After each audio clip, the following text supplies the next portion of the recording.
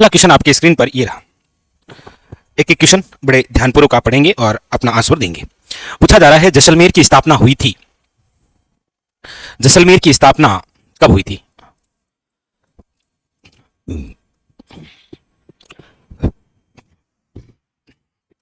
बताइए, जैसलमेर की स्थापना कब हुई थी? वैसे जैसलमेर जो है वो बसाया तो किसने था?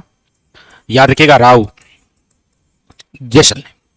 ये भी एक अच्छा क्वेश्चन है, राव जैसल ने। अच्छा, कब बसाया गया था? तो याद रखिएगा 12वीं शताब्दी में।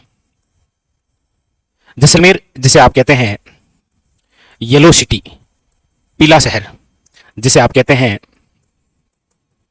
पंखों की नगरी, वेरी वेरी इंपॉर्टेंट, याद रखिएगा। जैसलमेर का प्राचीन नाम क्या है? याद रखिएगा, मांड या वल्देस। इसी जैसलमेर के अंदर एक महोत्सव मनाया जाता है, याद रखिएगा, Maru Mahotsav, very very important. इसी जैसलमेर के अंदर एक किला है जिसका नाम है सोनार किला, याद रखिएगा। यही जैसलमेर जिला हमारे राजस्थान का एकमात्र पूर्णतः सूक्ष्म मरुस्थलीय जिला है, वेरी वेरी इंपॉर्टेंट। यहां पर ऑप्शन हो जाएगा सी इज करेक्ट आंसर। लेकिन मेरा आपसे एक क्वेश्चन ये भी रहेगा कि 12वीं शताब्दी में हमारे राजस्थान का एक और कौन सा जिला है जिसकी स्थापना हो रखी है?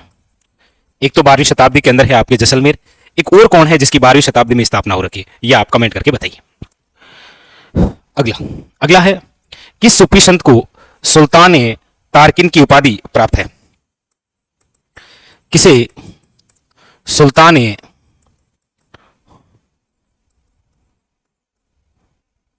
तारकिन की उपाधि है? देखिए, ऐसे सुल्तान जिसकी दरगाह को कहा जाता है ए तारकिन का दरवाजा,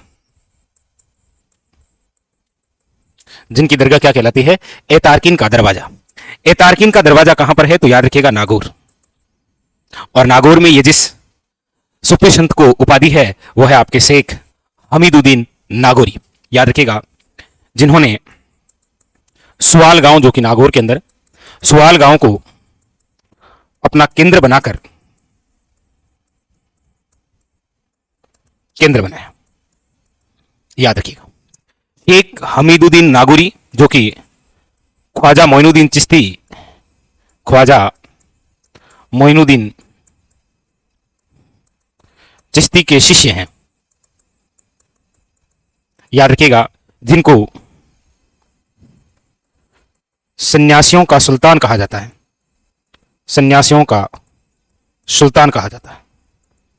कौन है? शेख हमीदुद्दीन नागौरी, ठीक है, याद रखिए। सूफी संत पूछ रहा है ना, तो शेख हमीदुद्दीन नागौरी, याद रखिएगा। ऑप्शन नंबर जो है वो हो जाएगा आपके सामने बी इज करेक्ट आंसर। अगला है, भील जनजाति में पेय पदार्थ हेतु किस वृक्ष या पौधे का अधिक उपयोग किया जाता है? भील जनजाति, भील जनजाति का पेय पदार्थ जिस वृक्ष से प्राप्त होता है ना, वो है महुआ। महुआ वृक्ष से प्राप्त होती है देशी शराब,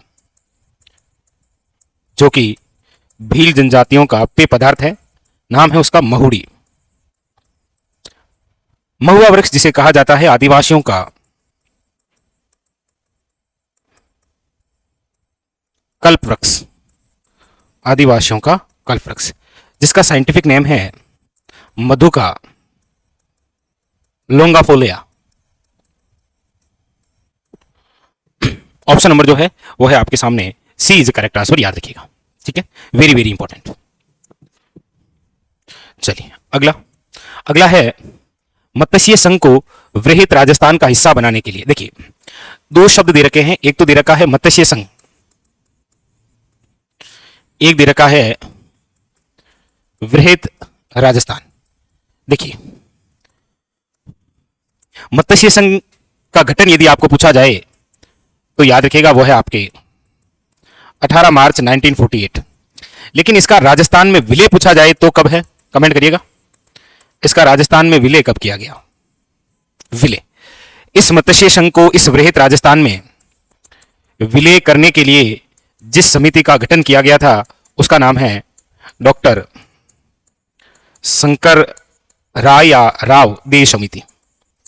लेकिन सबसे अच्छा क्वेश्चन यह है कि ये जो डॉक्टर शंकर राय देव समिति है उसमें कुल सदस्य कितने थे? याद रखिएगा 3 सदस्य। कौन कौन थे? एक तो अध्यक्ष, और अध्यक्ष स्वयं थे कौन? शंकर राय। इसके अलावा 2 जो अन्य थे उनमें एक तो था आपके आर के सिद्धवा और एक थे प्रभुदयाल। तो जिस समिति का गठन किया गया था वो है आपके शंकर राव देव समिति, याद रखिएगा। ठीक है, वेरी वेरी इंपॉर्टेंट। और इस विलय के लिए ही राजस्थान के एकीकरण का कौन सा चरण था? 5वां चरण। याद रखिएगा कौन सा चरण था? 5वां चरण। ठीक है, ऑप्शन नंबर है यहां D is A correct answer. अगला है राजस्थानी चित्रकला का सबसे पहला वैज्ञानिक वर्गीकरण किसने प्रस्तुत किया? सॉरी, राजस्थानी चित्रकला का सबसे पहला वैज्ञानिक वर्गीकरण किसने प्रस्तुत किया? देखिए, ये जो राजस्थानी चित्रकला है, इस राजस्थानी चित्रकला का सबसे पहले वैज्ञानिक वर्गीकरण यदि किया गया है तो वो किया गया है आपके डॉक्टर आनंद कुमार स्वामी द्वारा। और डॉक्टर आनंद कुमार जो स्वामी है इनके द्वारा एक पुस्तक भी लिखी गई है और उस पुस्तक का नाम है राजपूत पेंटिंग्स। याद रखिएगा, ये क्वेश्चन कुछ इस प्रकार से भी पूछा जाता है कि राजस्थान चित्रकला को राजपूत पेंटिंग्स नाम देने वाले व्यक्ति कौन थे? तो भी याद रखिएगा डॉक्टर आनंद कुमार स्वामी। ये क्वेश्चन आपको कुछ इस प्रकार से भी पूछा जा सकता है, याद रखना आपको। ठीक है, वेरी वेरी इंपॉर्टेंट। तो 2 प्रकार के क्वेश्चन है, एक तो सर्वप्रथम वैज्ञानिक वर्गीकरण और एक नाम भी दिया था राजपूत पेंटिंग्स, हालांकि इनकी पुस्तक का नाम भी यही था। ठीक है, अगला है मणिकोल की फिल्म दुहिदा किसकी कृति पर आधारित है? कन्हैयालाल सेठिया, यादवेंद्र शर्मा, विजयदान देथा और नथमल जोशी। देखिए, दुहिदा मूवी हो, आपने एक और भी नाम सुना होगा, पहली, एक चरणदास चोर है। ये जितने भी फिल्म और नाटक है ये सब के सब किसके द्वारा? याद रखिएगा विजयदान देथा। इसके द्वारा है विजयदान देथा, जिन्हें आप कहते हैं बीजी। याद रखिएगा, जिन्हें राजस्थान का शेक्सपियर कहा जाता है, राजस्थान का शेक्सपियर। हमारे राजस्थान के एकमात्र ऐसे राजस्थानी साहित्यकार हैं जिनका नाम नोबेल प्राइज के लिए नामित हुआ था, हालांकि मिला नहीं था। ठीक है, हाँ। नहीं, इसके अलावा तो विजयदान देथा की बहुत सारी रचनाएं हैं। जैसे प्रसिद्ध रचनाओं की यदि मैं बात करूं तो वो बातारी फुलवारी है जी, बातारी फुलवारी है, मारो बदलो है, अलेकू हिटलर है, ये भी तो इन्हीं की रचनाएं हैं। ठीक है, विजयदान देथा, याद रखिएगा। ऑप्शन नंबर यहां है सी इज ए करेक्ट आंसर। अगला है उदयपुर में आयोजित अखिल भारतीय देसी राज्य लोक परिषद का 7वां जो अधिवेशन है की अध्यक्षता की थी। देखिए, यहां पर जिस परिषद की बात हो रही है वो है आपके अखिल भारतीय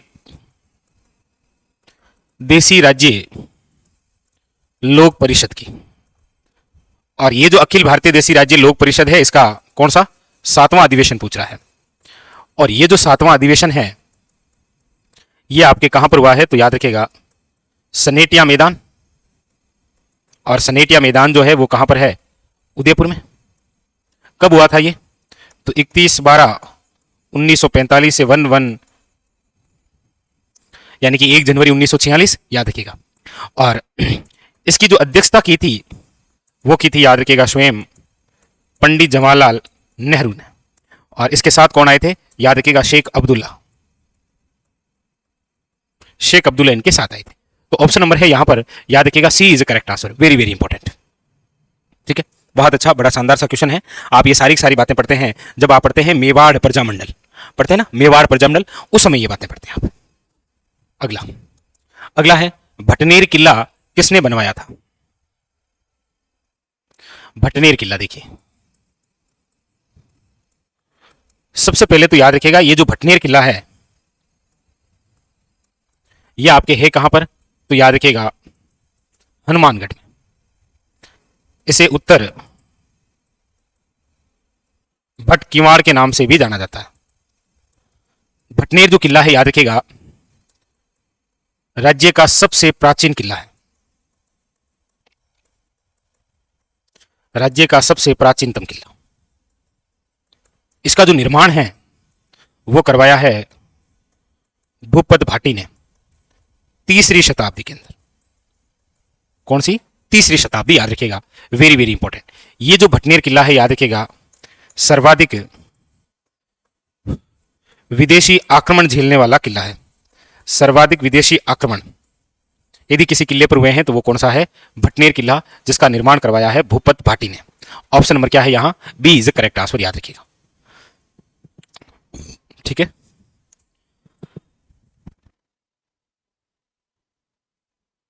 चलिए अगला। अगला है शाहपुरा का फुलडोल मेला किस महीने में आयोजित होता है? देखिए, चैत्र कृष्ण एकम, और चैत्र कृष्ण एकम को आपको पता हो तो आती है धुलंडी। इसी दिन उत्सव होता है, याद रखिएगा, कौन सा? फुलडोल उत्सव। फुलडोल उत्सव का संबंध जिस जिले से है वह है, याद रखिएगा, शाहपुरा। और ये जो फुलडोल उत्सव है ना, ये कौन से संप्रदाय से संबंधित है? तो याद रखिएगा, राम सनेही संप्रदाय। ठीक है, यहां पर ऑप्शन नंबर है ए इज द करेक्ट आंसर। ये है फुलडोल। एक आप कमेंट करके बताइए, राजस्थान के कौन से जिले में डोल उत्सव है? डोल उत्सव कहां का प्रसिद्ध है? ये क्वेश्चन पूछा गया है, तो आप मुझे इसका आंसर दीजिए फटाफट। सबसे नवीनतम किला है मुकेश, वो है आपके मोहनगढ़। मोहनगढ़ किला जो कि है आपके जैसलमेर में। ये राजस्थान का सबसे क्या है? नवीनतम, राजस्थान का सबसे युवा किला मोहनगढ़। ठीक है, याद रखिएगा। तो ऑप्शन नंबर है यहां ए इज करेक्ट आंसर, याद रखिएगा, चित्र। ठीक है, हाँ हाँ, चैत्र कृष्ण एकम है, रामाश्यामा है, होली का। चलिए अगला लीजिए। अगला है आपके सामने संगत राशों के लेखक कौन है? कौन सा राशो है? देखो, संगत राशो, बिसल देव रासो,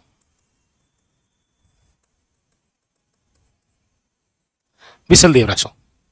फिर है आपके हमीर रासो, पृथ्वीराज रासो, और शत्रुसाल रासो। देखिए, संगत राशों की आप बात करेंगे तो वो है गिरधर आसिया। गिरधर आसिया। बिसलदेव रासो की बात करेंगे तो वह है नरपति नाले। हमीर रासो की बात करेंगे तो जोधराज। पृथ्वीराज रासो की बात करेंगे तो चंद्रवर्धई। चलो, शत्रुसाल रासो के लेखक कौन है? कमेंट करिए आप। यहां पर option number B is correct answer. बताइए, बताइएगा, शत्रुसाल रासो के लेखक कौन है? बताइए, वेरी वेरी इंपॉर्टेंट क्वेश्चन। अगला अगला है, निम्न में से किसे राजस्थान का खजुराहो कहा जाता है? राजस्थान का खजुराहो किसे कहा जाता है? बताइए। देखिए, बात हो रही है खजुराहो मंदिर। देखिए, हमारे भारत में यदि हम खजुराहो मंदिर की बात करते हैं तो कहां पर है ये? तो आप सब जानते ही हैं कि हमारे भारत में प्रसिद्ध खजुराहो जो मंदिर है वो है आपके एमपी में। अच्छा, किसके द्वारा निर्मित है? तो याद रखिएगा, चंदेल शासकों द्वारा। अच्छा, ये खजुराहो मंदिर क्यों प्रसिद्ध है? क्योंकि यहां ये जो खजुराहो मंदिर है ये प्रसिद्ध है कामसूत्र पर आधारित नग्न मूर्तियों के लिए। उसी प्रकार हमारे राजस्थान के अंदर भी ऐसे मंदिर हैं, बहुत सारे मंदिर हैं। इसीलिए देखिए, एक तो क्वेश्चन बनता है आपके सामने कि राजस्थान का खजुराहो किसे कहा जाता है। एक तो क्वेश्चन क्या बनता है कि राजस्थान का खजुराहो किसे कहा जाता है। ठीक है, एक क्वेश्चन बनता है हाड़ौती का खजुराहो किसे कहा जाता है? हाड़ौती का खजुराहो। एक क्वेश्चन बनता है आपके सामने, मेवाड़ का खजुराहो किसे कहा जाता है? मेवाड़ का खजुराहो। एक क्वेश्चन बनता है आपके सामने, वागड़ का खजुराहो किसे कहा जाता है? वागड़ का खजुराहो। तो ये इतने प्रकार के क्वेश्चन बनते हैं, वेरी वेरी इंपॉर्टेंट। देखिए, राजस्थान का खजुराहो जिस मंदिर को कहा जाता है वह है, याद रखिएगा, किराड़ू का सोमेश्वर मंदिर। आपसे भी क्वेश्चन पूछूंगा, ऐसी बात नहीं है, सारे मैं ही नहीं बताऊंगा। किराड़ू का सोमेश्वर मंदिर, वरना आप नाराज हो जाएंगे कि सर सारे आपने ही बता दिए। किराड़ू का जो सोमेश्वर मंदिर है वो है आपके, याद रखिएगा, हातमा गांव में। और ये हातमा गांव कहां पर है? तो याद रखिएगा, बाड़मेर में। आप तो मुझे ये कमेंट करके बताइए कि इस किराड़ू का प्राचीन नाम क्या है? इस किराड़ू का प्राचीन नाम क्या है? ठीक है, ये तो क्या है, राजस्थान का खजुराहो। एक है आपके सामने पूछा जा रहा, हाड़ौती का खजुराहो कौन सा है? तो याद रखिएगा, वो है आपके भंडदेवरा शिव मंदिर। और भंडदेवरा जो शिव मंदिर है ये है आपके बारां में। याद रखिएगा, इसी को कहा जाता है राजस्थान का मिनी खजुराहो। राजस्थान का मिनी खजुराहो। ठीक है। हाँ। मेवाड़ का खजुराहो जिस मंदिर को कहा जाता है वो है आपके जगत अंबिका मंदिर। और जगत आपकी उदयपुर में। वागड़ का खजुराहो जिस मंदिर को कहा जाता है वो है अर्थुन्ना मंदिर। अर्थुन्ना मंदिर बांसवाड़ा। कितना अच्छा क्वेश्चन है। अर्थुन्ना का प्राचीन नाम क्या है? चलो ये तो मैं ही बता देता हूं आपको, बट किराड़ू का बताएंगे या अर्थुन्ना का बताइए। इन दोनों में से एक तो आपको बताना है। अर्थुन्ना का जो प्राचीन नाम है वो है आपके उथनुक।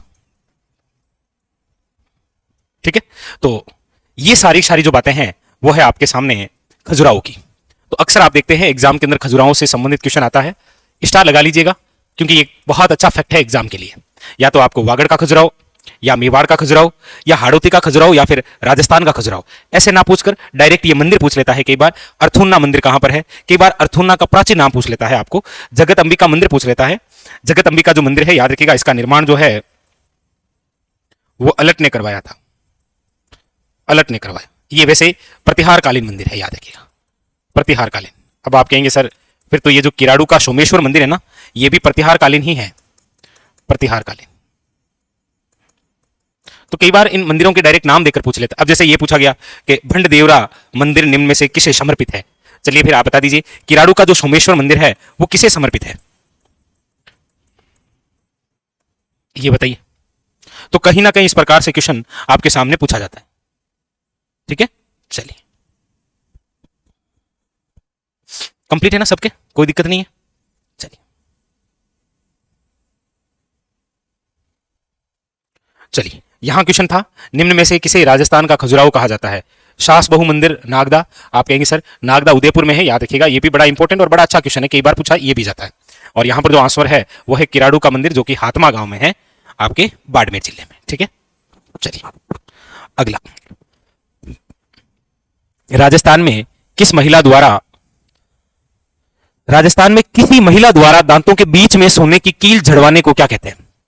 यानी राजस्थान में कोई भी महिला हो, वो जब दांतों के बीच में कोई कील जड़वाती है ना, तो उसे क्या कहते हैं? हालांकि केवल महिला ही नहीं बल्कि पुरुष भी दांतों के बीच में कील जड़वाते हैं, जिसे कहते हैं चूंप। गांव में क्या करें, आप के दांत हम चुंपा लगाई उड़ी है, सोने की। सोने की भी लगाते हैं ना, सोने की चुंप है। अब ऐसा नहीं है कि सोने की लगती है, बाकी भी लगती है, लेकिन ऐसा सुनते हैं हम, चूंप। एक आप कमेंट करके बता दीजिए कि चौंप नामक जो आभूषण है वो कहां पहना जाता है। चलो चूंप तो कहां है, दांतों में, चौंप कहां पहना जाता है बताइएगा, ये बता दीजिए, चौंप बता दीजिएगा आप।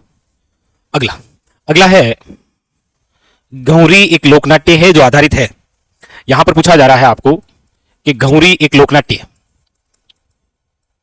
अब देखिए घौरी लोकनाट्य आ गया है, तो सबसे पहली बात तो यह है कि ये भील जनजाति से संबंधित है, मेनली पुरुषों से संबंधित है, ये भी याद रखिएगा। ठीक है, और ये किस पर आधारित है, तो याद रखिएगा ये आपके शिव भस्मासुर की कथा है ना, उस पर आधारित है। शिव भस्मासुर कथा पर। याद रखिएगा ऑप्शन नंबर जो है वो है B is the correct answer, घुंगरी लोकनाट्य। एक और बड़ा अच्छा क्वेश्चन बनता है, घुंगरी लोकनाट्य में किस प्रकार के वाद्य यंत्र का उपयोग करते हैं? तो याद रखिएगा मांदल। किस प्रकार का वाद्य यंत्र है? मांदल। ठीक है। और ये जो घुंगरी लोकनाट्य है, याद रखिएगा राजस्थान में जितने भी आप लोकनाट्य पढ़ते हैं ना, प्राचीनतम लोकनाट्य है ये। ये रक्षाबंधन के दूसरे दिन शुरू होता है और 40 दिन तक चलता है। 40 डेज शुरू कब होता है? रक्षाबंधन के दूसरे दिन इसकी शुरुआत हो जाती है। ठीक है। अगला, भारत में कुल कच्चे तेल क्रूड ऑयल के उत्पादन में राजस्थान का योगदान लगभग कितने प्रतिशत है? देखिए, भारत में कच्चे तेल की हम बात करते हैं ना, तो प्रथम स्थान पर तो है आपके बॉम्बे हाई, बॉम्बे हाई। दूसरा स्थान जो है वो है, याद रखिएगा, राजस्थान का। और राजस्थान जो है वो देश के कुल क्रूड ऑयल का लगभग कितने हैं? 20%। यहां पर ऑप्शन नंबर जो है वो हो जाएगा 22 से 23 लगभग। ठीक है, हालांकि 20 लगभग प्रतिशत है। ठीक है। बाकी आप जानते ही हैं कि हमारे राजस्थान में ये ऑयल रिफाइनरी है कहां पर? सीटी में यही तो क्वेश्चन पूछा गया था, ऑयल रिफाइनरी कहां है? याद रखिएगा पंचभद्रा वर्तमान बालोतरा। ठीक है। हाँ, ऑप्शन नंबर जो है वो हो जाएगा आपके सामने सी इज द करेक्ट आंसर। ठीक है, याद रखिएगा। अब देखिए अगला, इसको पढ़िए और ईमानदारी से इसका आंसर दीजिए। एक तरफ संप्रदाय है और एक तरफ उसी संप्रदाय की प्रमुख पीठ है। एक बार आप इसका मिलान करके आंसर दीजिए फटाफट। बताइए इसका आंसर क्या होगा?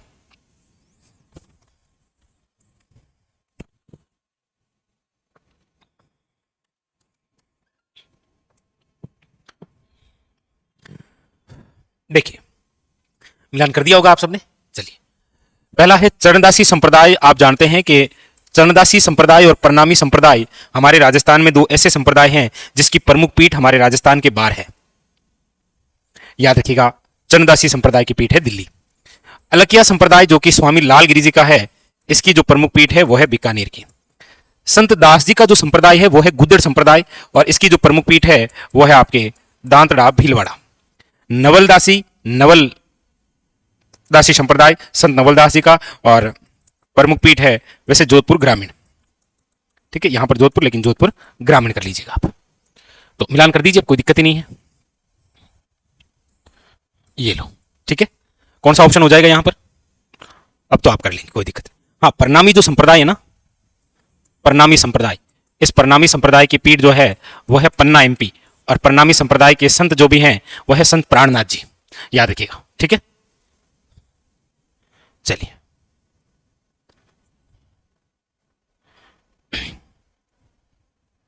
अगला है सलीम सागर और सूरज कुंड जल तड़ाग या जलाशय अवस्थित है।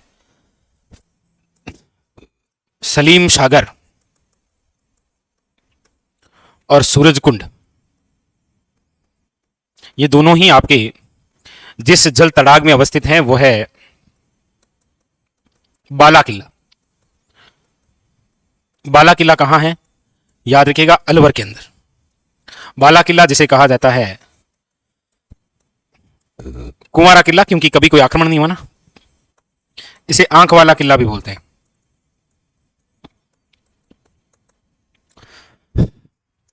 ऑप्शन नंबर है ए इज द करेक्ट आंसर। इसे बावनगढ़ का किला भी कहते हैं। ठीक है, बाला किला।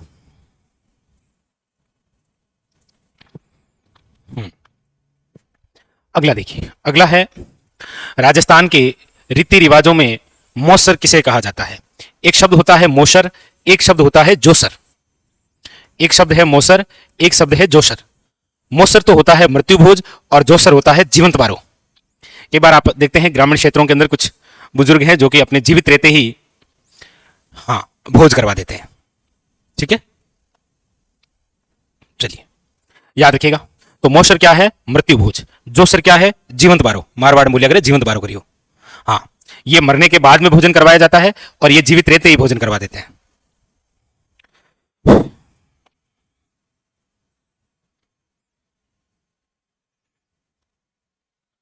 अगला, हाँ मतलब नुक्ता कहते हैं, मोशर को नुक्ता कहते हैं यहां शेखावटी। सहेलियों की बाड़ी के निर्माणकर्ता कौन थे? देखिए, सहेलियों की बाड़ी, सबसे पहले तो ये सहेलियों की बाड़ी है कहां पर, तो याद रखिएगा फतेह सागर झील के पास। फतेह सागर झील कहां है? उदयपुर।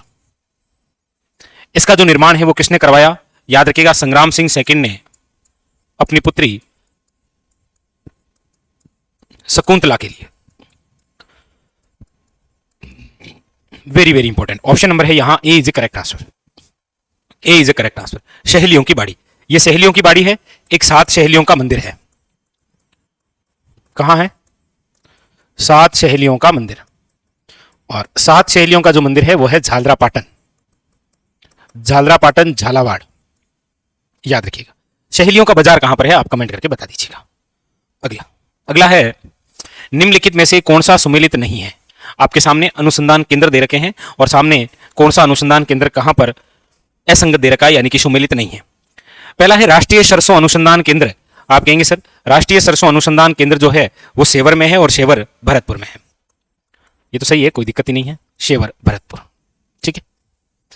केंद्रीय शुष्क क्षेत्र अनुसंधान संस्थान, केंद्रीय सेंट्रल, शुष्क मतलब एरिड, क्षेत्र मतलब जोन, अनुसंधान मतलब रिसर्च, संस्थान मतलब इंस्टीट्यूट। नाम लिख दिया है आपके सामने, काजरी, काजरी जोधपुर में तो है। राष्ट्रीय शुष्क क्षेत्र उद्यानिकी अनुसंधान संस्थान, अनुसंधान केंद्र, ये वही है आपके केंद्रीय शुष्क बागवानी संस्थान, बिछवाल बीकानेर वाला। आप कहेंगे सर ये भी सही, बिछवाल कहां है? बीकानेर में। राष्ट्रीय बीजीय मसाला अनुसंधान जो केंद्र है वो है तबीजी, और तबीजी कहां पर है? तो याद रखिएगा अजमेर, ना कि तिजारा। ऑप्शन नंबर क्या है यहां? डी है, वो आपके क्या दे रखा है? याद रखिएगा गलत। ठीक है, डी जो है वो क्या दे रखा है आपके? गलत दे रखा है। ठीक है, हाँ डी है वो गलत है। अगला देखिए, अगला है 1857 क्रांति प्रारंभ होने के समय राजस्थान में अंग्रेजी सैनिकों की कितनी छावनियां थी? राजस्थान में आप अक्सर पढ़ते ही हैं 1857 क्रांति के समय हमारे राजस्थान में 6 सैनिक छावनियां थी। कौन कौन सी थी? तो देख लीजिए, नशीराबाद, याद रखिएगा एक तो है आपके कहां पर? नशीराबाद, एक है आपके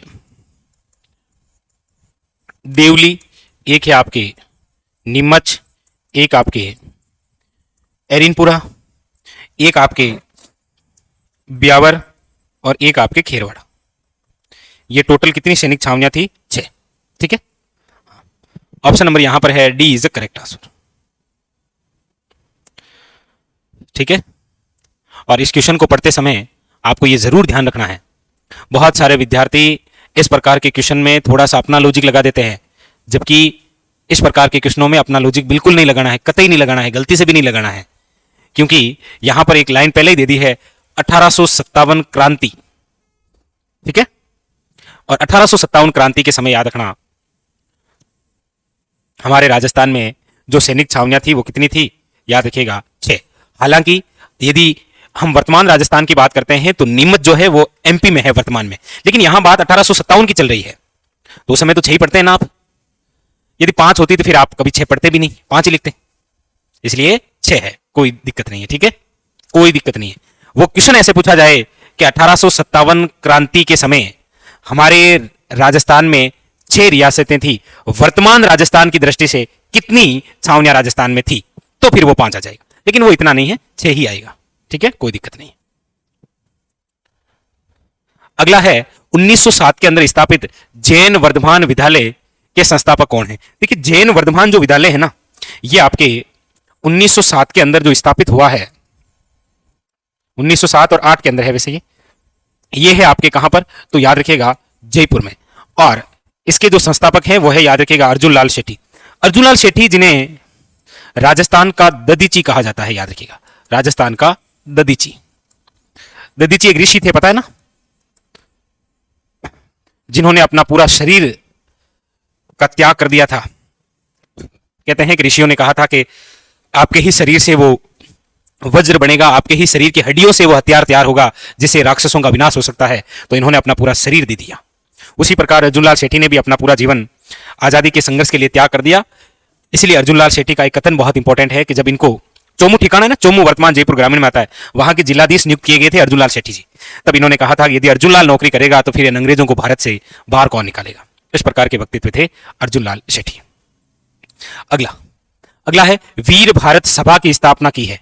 अब यहां पर मेरे हिसाब से कोई कंफ्यूज होना नहीं चाहिए आपको, लेकिन फिर भी यदि कोई कंफ्यूज है तो वो थोड़ा सा दूर कर लेते हैं। वीर भारत सभा और एक है वीर भारत समाज। वीर भारत समाज, वीर भारत सभा के जो संस्थापक हैं वो तो है आपके कौन, याद रखिएगा, केसरी सिंह बारट। केसरी सिंह बारट को तो आप जानते ही होंगे, जिन्होंने मेवाड़ के महाराणा फतेह सिंह को रोकने के लिए 13 सोरटे लिखकर भेजे थे, जिन्हें चेतावनी चुंगटिया कहा गया। केसरी सिंह बारट जिनको हजारीबाग जेल में रखा गया था महंत प्यारेलाल हत्याकांड के तहत। और वीर भारत समाज के जो संस्थापक हैं वो है विजय सिंह पथिक। हालांकि एक बार ये पूछा गया था कि वीर भारत समाज, वहां ऑप्शन में था नहीं विजय सिंह पथिक, केसरी सिंह बारट भी माना गया था, लेकिन ये राइट है, कोई दिक्कत नहीं, फिर क्वेश्चन वो डिलीट भी हो गया था। ठीक है, हाँ। तो वीर भारत समाज के याद रखिएगा विजय सिंह पथिक, वीर भारत सभा पूछे तो केसरी सिंह बारट। समाज की बात आ जाएगी तो पथिक जी आ जाएंगे, जिनका वास्तविक नाम भूप सिंह गुज्जर है। ठीक है, हाँ, वीर भारत सभा जिसका गठन 1910 के अंदर कोटा में हुआ था, क्योंकि केसरी सिंह बारट की कर्मस्थली जो है वो कोटा ही तो थी। नेक्स्ट अगला है राजस्थान की निम्न पर्वत चोटियों को ऊंचाई के बढ़ते क्रम में व्यवस्थित कीजिए। कौन सा क्रम है? बढ़ता हुआ।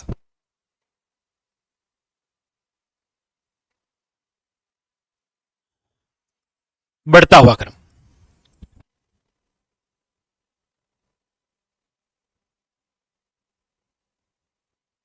बढ़ता हुआ क्रम, देखिए बढ़ते हुए क्रम की हम बात करते हैं।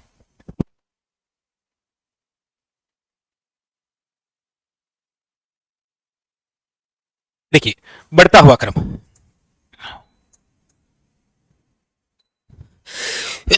सॉरी ऐसे बंद करो तो कर दे।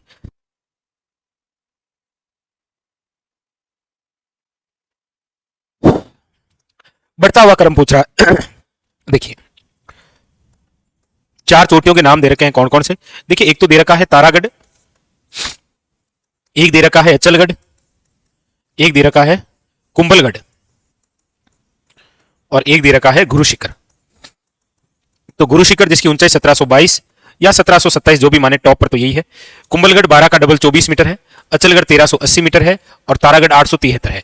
पूछ रहा है बढ़ता हुआ क्रम बताना है, यानी कि सबसे पहले आ जाएगा तारागढ़, फिर आएगा कुंभलगढ़, फिर अचलगढ़ और फिर गुरु शिखर। तो Taragarh, Kumbhalgarh, Achalgarh, Guru Shikhar, option number C. Option number क्या हो जाएगा? याद रखिएगा, C is the correct answer.